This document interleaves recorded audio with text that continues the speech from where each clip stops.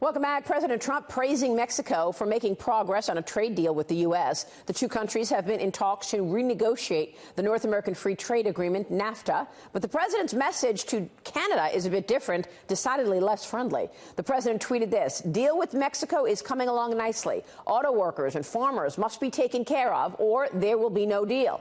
New president of Mexico has been an absolute gentleman. Canada must wait. Their tariffs and trade barriers are far too high. We'll tax cars if we can't make a deal." Arizona Republican Congressman David Schweikert is with me now. He's a member of the House Freedom Caucus, House Ways and Means Committee, and the U.S. Congress Joint Economic Committee. Congressman, it's good to see you this morning. Thanks so much for joining us. Good morning. How close are we with the deal with Mexico? Every moment I get optimism, but there's still a number of very technical steps that must be made through. But everything we're picking up in the Ways and Means Committee is we're making genuine progress with Mexico. And Mexico has been an honest negotiator, where there's still some frustration with Canada. Canada, as you know, earlier in the year sort of engaged in a charm offensive, but not necessarily quality negotiations. Yeah, I mean, we all know that China has been stealing from the U.S. for decades in terms of forcing this transaction of forcing technology transfer to Chinese companies, not opening up their markets to foreigners, as well as just out-and-out stealing intellectual property. Do you think a stronger U.S. with allies, Mexico, perhaps the EU, would bode well for the U.S.'s dealings with China? Maria, you're asking the most brilliant question that almost no one has really written about. Quick thought experiment. Think about what the president accomplished with Europe a couple weeks ago. Now, if we were able to, with our most immediate trading partners, which is really important to my home state, Arizona, an agreement with Mexico.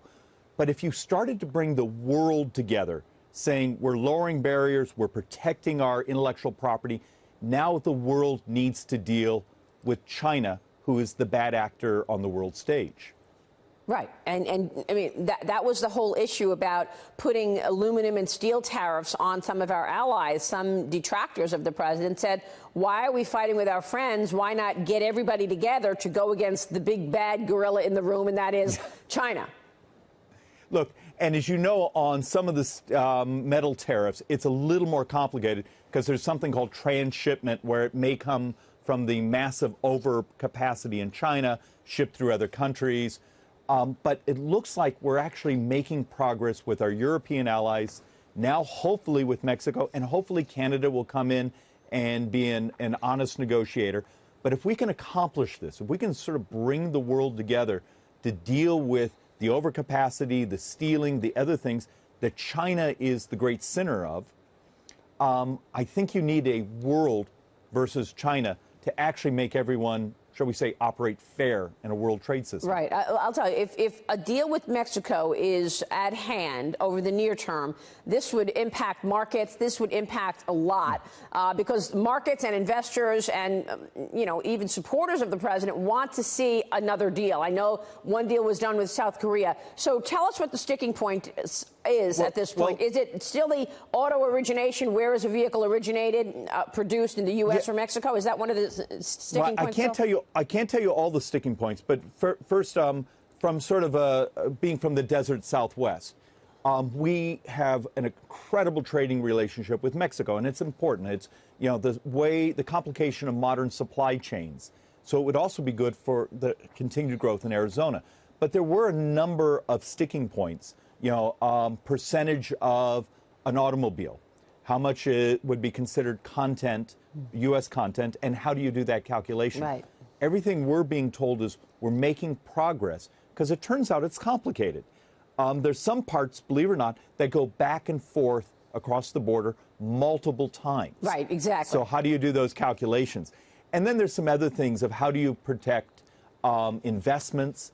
Should you have very robust access to arbitration instead of having to defend your investments in a Mexican court system? So there's a number of those things, and hopefully they're getting wrapped up. And realistically speaking, would you expect a deal with Mexico before the midterms, for example?